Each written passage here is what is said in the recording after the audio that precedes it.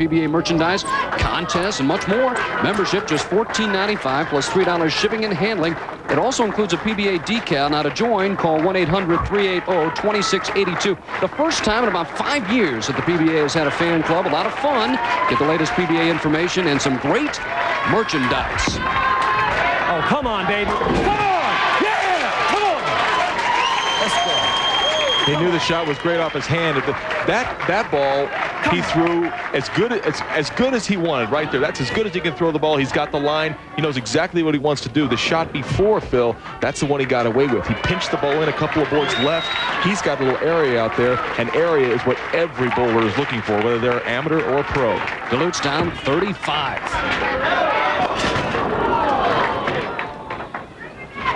Sent it out, never came back.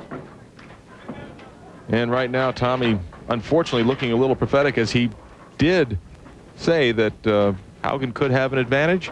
Right now, it certainly is showing up. Two-time All-American at William Patterson College. Boy, a good-looking, once again, good-looking young bowler. And we'll see him many more times. You get into a situation like this, sometimes you're not quite sure. Yeah, and now you saw him just a little while ago putting a piece of tape in the ball. Maybe lost that last shot a little bit. Needs to get the ball left to the head pin.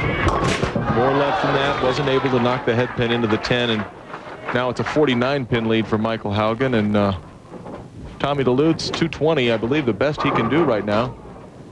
Michael Haugen already going at a 228 pace. As you could see, just didn't get the ball far enough left.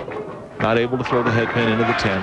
Delutz made 3 shows last year, finished second in Bay City, Michigan, 4th place finish in Portland, and in the Japan Cup, he finished 6th. They take 6 players in that tournament. A little better release. Well, great shot, and there's the little wry smile.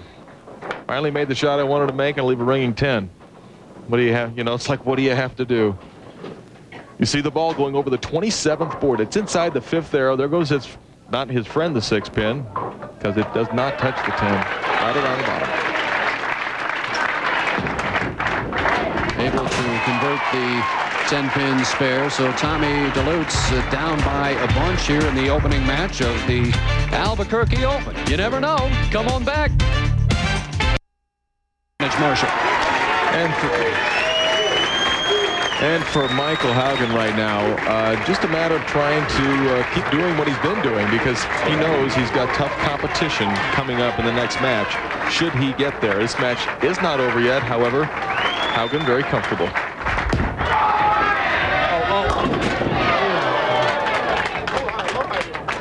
Fortunate on that one, Marsh. Well, similar to the last shot he threw on lane 24. Got the ball in just a little bit left of his target. He does have a little bit of room left, but not quite this much. Fortunate only to leave the 4 pin. You see the 9, the last pin to go. Don't want to be shooting any splits and letting Delutz back in the match. Picks it up, picks up the spare. And for the young Haugen, he enjoys playing on the computer, spending time with his girlfriend, Kim. I don't think necessarily in that order. Maybe his girlfriend first. I'm not sure.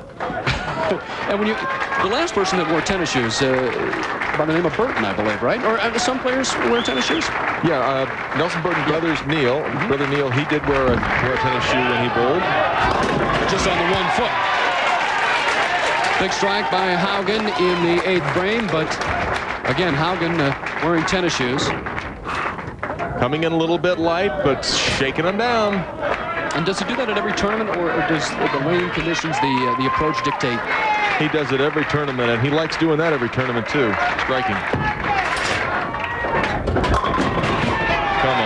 Come on. Messenger tried to get back to the 10 pin, not able to do it, and Tommy-Delutz has got to be shaking his head and wondering, what do I have to do to bowl a solid game on television? Trails by 49. Once again, averaging just 197 on TV in 7 appearances for Delutz as he picks up the 10 pin.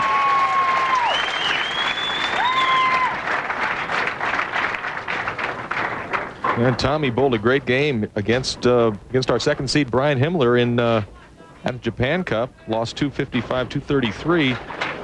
So it seems like when he bowls really good, someone bowls better, and when he bowls bad, not much can be done. You know all about that. You went through a little time there where Just couldn't win. I know all too well what it's like to lose on televised bowling matches. But you won a lot too. Brings it back, leaves the bucket. 2, 4, 5, 8 on lane 23, and what looked like a pretty darn good game plan, playing that extreme inside line, is not paying dividends right now for Tommy-Delutz. Head pin goes around the 2, the 4, the 5, and the 8, and not only do you leave yourself 4 pins to shoot at, but a pretty darn tough one, especially for somebody who's really just trying to get out of the way and not make too much of a mess in this game. There you go, Tommy. He seems to be in pretty good spirits. Now for Haugen, he's got the game wrapped up. What goes through a player's mind?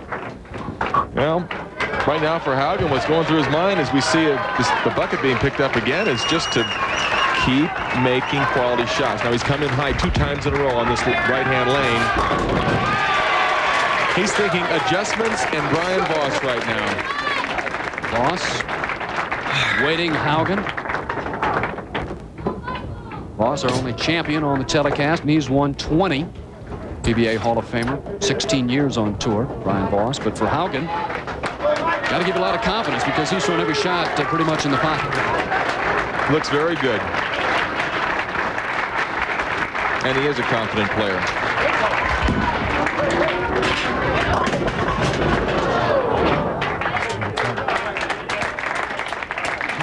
Living the 2-8. Still, there's your winner, Michael Haugen, as he finishes up in the 10th frame, and he will move on to face Brian Voss. I'm sure if Walter Ray Williams right now is watching the telecast, he's probably saying to himself, well, I can do that. I should have been there. Important to make that spare. Michael Haugen did not want that to be the last full shot he threw on lane 23. Important to make a good shot here and really set himself up for the next match, as Tommy-Delutz can only sit and watch and wonder when the next chance will be for him. Shouldn't be too long, Tommy. Haugen scatters him. So Michael Haugen Jr. finishes up with a 2:36. We're at Leisure Bowl in Albuquerque, New Mexico. Now a word from the Professional Bowlers Association. You can